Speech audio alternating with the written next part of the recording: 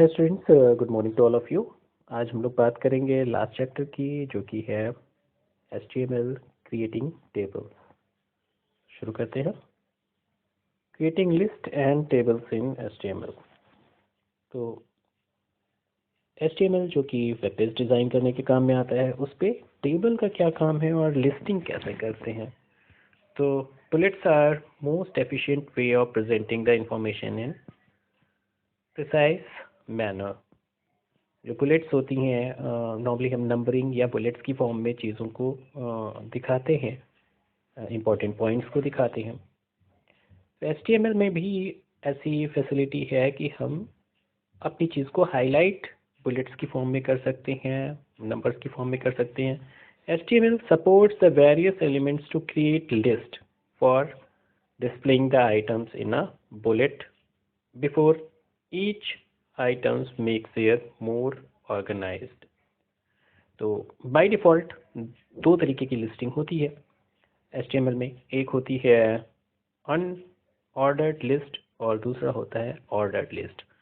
Unordered list में हम लोग बुलेट्स या सिंबल्स का यूज़ करते हैं किसी चीज़ को या किसी पॉइंट को हाईलाइट करने के लिए, जबकि ऑर्डर्ड लिस्ट में हम लोग नंबरिंग या अल्फ़ाबेट की फॉर्म में लिस्टिंग करते हैं।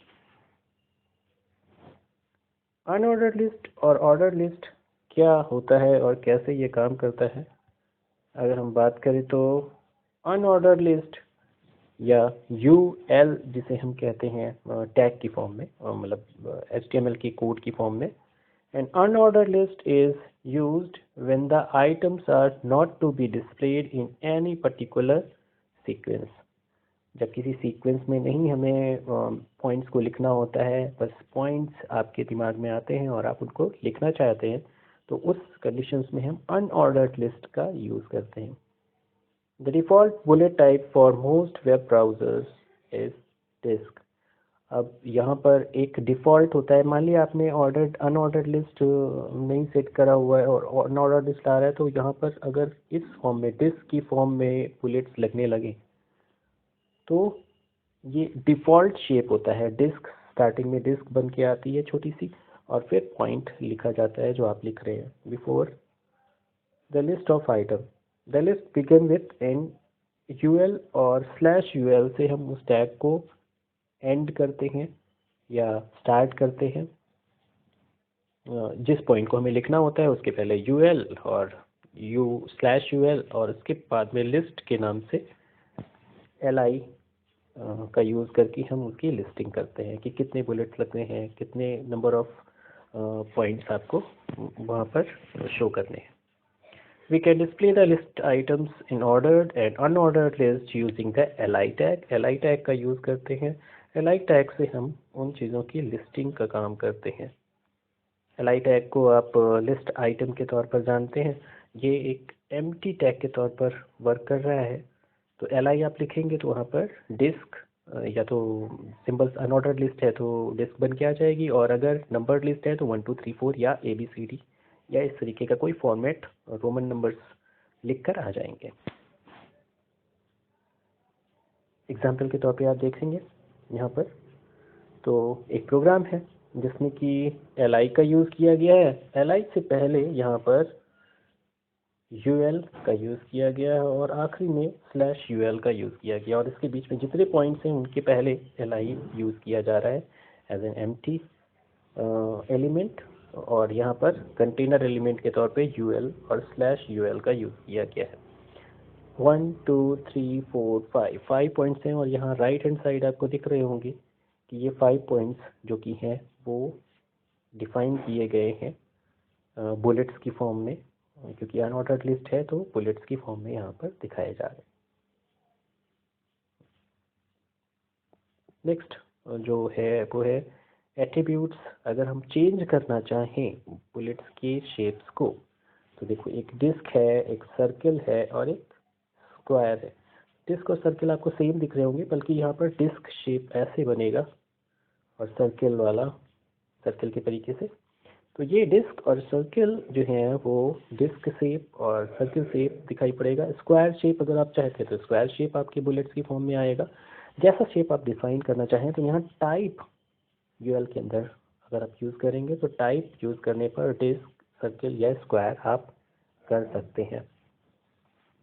एग्जाम्पल के तौर पर हम अगर नीचे देख रहे हैं तो ये लाइन आपको जो दिख रही है, UL type is equal to circle, जब ये कर देते हैं तो हमारे जितने भी बुलेट्स लगेंगे वो सर्कल के टाइप से लगेंगे। और एक और बात है यहाँ पर देखिए, इन्होंने लाइन चेंज नहीं करी, आइटम्स एल के बाद में कंटेंट लिखा, फिर एल कंटेंट, तो जितने भी जगह पर एल आएंगे वो उन्हें अलग अलग लाइंस में कन्वर्ट कर देगा। जैसे ब्रेक द लाइन वाला कॉन्सेप्ट आप यूज़ करते थे, ये लिस्टिंग में 1 2 3 4 या बुलेट्स लगाकर उस अगले वाले कंटेंट को यूज़ करेगा। आप उसे HTML पेज पर कैसे भी लिखें, लेकिन जब ये ब्राउज़र में ओपन होगा तो उसी तरीके से होगा ओपन जैसा कि आप चाहते हैं। स्टार्ट एट्रीब्यूट्स, अब स्टार्ट एट्रीब्यूट्स का यूज़ जो करते हैं वो किस लिए करते हैं? The attribute is used to set the starting serial number other than 1।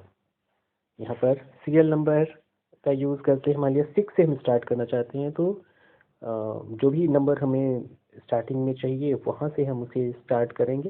तो 6 के बाद 7 8 9 10 इस तरीके से आएगा। स्टार्ट एट्रीब्यूट से इस चीज़ को हम लोग यूज़ कर सकते हैं। जिस नंबर को हम चाहते हैं कि स्टार्टिंग में आए वहाँ से स्टार्टिंग होगी और आगे के नंबर्स उसी के continuations में चलते रहेंगे।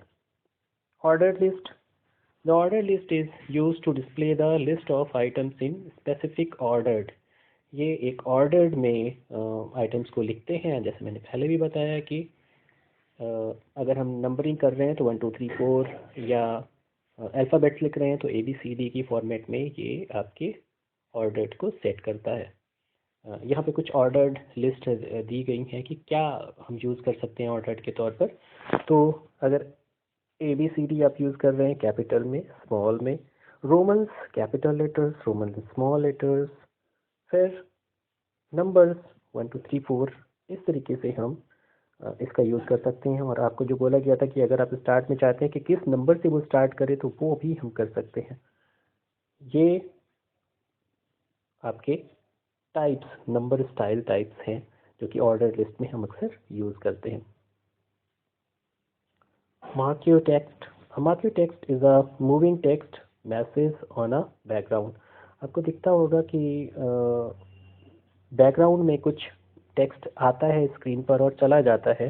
जब आप इंटरनेट पर यूज़ कर रहे होते हैं, एड्स वगैरह देख रहे होते हैं, तो वो मार्क यू टेक्स्ट के तौर पे हम लोग यूज़ करते हैं। यहाँ पे अगर आप चाहते हैं ऐसा ही कुछ आप अपने लिए करना तो ये लाइन आपको सिंटेक्स की दिख रही होगी। मार्क यू में विड्थ कितना चौड़ा और कितना ऊंचा आपको दिखाई पड़े, बिहेवियर कैसा हो, बैकग्राउंड का कलर कैसा हो, एट्रीब्यूट्स क्या हो, जो लिख रहे हैं आप वो क्या चीज़ हो, ये सारे के सारे आप सेटिंग मार्क्यू में कर सकते हैं। टेक्स्ट के तौर पर, बैकग्राउंड टेक्स्ट के तौर पर, मैसेज के तौर पर ये दिखाई पड़ता है। आप न्यूज़ चैनल्स में भी देखते होंगे, जब न्यूज़ आती है, फ्लैश होती है, तो वो बैकग्राउंड में जो चल रही होती है वो ऐसे ही दिखाई पड़ती है। एग्जाम्पल के तौर पर यहाँ पर मार्क्यू का यूज़ किया गया है। यहाँ पर देखिए आप लास्ट में, और ये डिस्प्ले होगा नीचे की ओर से या ऊपर की ओर जहाँ भी इसको हमने यूज़ किया है। क्वालिटी ऑफ गुड स्टूडेंट्स, ये जो क्वालिटी ऑफ गुड स्टूडेंट्स है ये आपको मैसेज के तौर पर दिखाई पड़ेगा, मूव करता हुआ दिखाई पड़ेगा बार बार। ये मार्क्यू टेक्स्ट का यूज़ है। क्रिएटिंग अ टेबल्स, अब लास्ट में हम टेबल्स की बात करते हैं। तो टेबल्स, आपको पता है टेबल्स में दो फॉर्मेट होते हैं, एक रो की स्पेसेस होती हैं और एक कॉलम्स होती हैं। कॉलम्स और रो से मिलकर ही हम टेबल्स बनाते हैं और उनके अंदर जो कंटेंट होते हैं उनको हम टेबल डेटा के तौर पर यूज़ करते हैं। तो यहाँ पर 3 टैग आपको यूज़ मिलेंगे, मतलब एट्रीब्यूट्स जो हैं टेबल के वो 3 मिलेंगे। एक TR टेबल रो के लिए, TD टेबल डेटा के लिए और TH टेबल हेडिंग के लिए। जो पहली वाली लाइन जो हम हेडिंग्स के तौर पर यूज़ करते हैं, मेन ये पहली लाइन जिसमें कि हम कंटेंट डालते हैं कि क्या करें, student name, student father's name and so on, इस तरीके से अगर हम कह लें तो पहली लाइन जो होती है वो टेबल हेडिंग के तौर पर यूज़ की जाती है।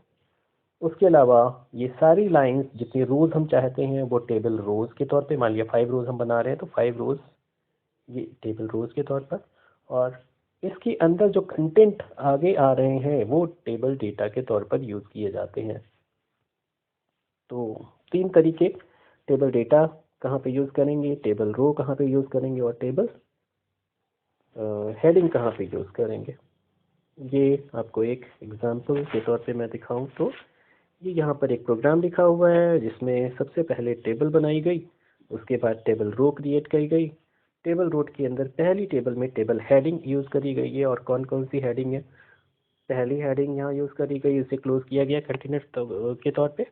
फिर दूसरी हेडिंग नेम यूज़ करी गई है, फिर तीसरी हेडिंग ग्रेड यूज़ करी गई है। 3 हेडिंग्स के बाद में पहली रोज़ क्लोज कर दी गई है। फिर दूसरी रो स्टार्ट होती है और 3 डेटा जो पहली हेडिंग्स के तौर पर, दूसरी हेडिंग और तीसरी हेडिंग के तौर पर आए हैं, जिसमें सीरियल नंबर में 1, नेम में मीना एंड ग्रेड में ए यहाँ पर डिफाइन किया गया है। फिर ऐसे ही दूसरी रो क्रिएट करी गई, तीसरी रो के कंटेंट को डाला गया, और फिर लास्ट में टेबल रो को क्लोज कर दिया गया। तो table heading, table row, table data के तौर पर यहाँ पर चीज़ों को लिखा गया, और ये आपको टेबल यहाँ पर दिख रही होगी जिसमें सीरियल नंबर, नेम और ग्रेड आपको दिखाई पड़ रहे हैं। लास्ट में the table does not gives the real appearance of table. आपने देखा ही यहाँ पर है कि वैसे टेबल नहीं लग रही जैसे हम लोग टेबल बनाते हैं कि हाँ ब्लॉक्स बनाए उसके अंदर हमने चीज़ों को लिखा। ये एक फॉर्मेट दिखाता है टेबल का कि नंबर ऑफ रोज कितनी है, नंबर ऑफ कॉलम्स कितने हैं, और उनके कंटेंट्स कैसे लिखे जा रहे हैं। तो आज के लिए इतना ही। आपको कैसे टेबल बनानी है, टेबल में कंटेंट, टेबल के एट्रीब्यूट क्या होते हैं, लिस्टिंग कितनी तरह की होती है, लिस्टिंग के एट्रीब्यूट्स क्या होते हैं, आपको देखना है और उनको एक एक पॉइंट में अपनी कॉपीज में मेंशन करना है। Okay, have a nice day, thank you.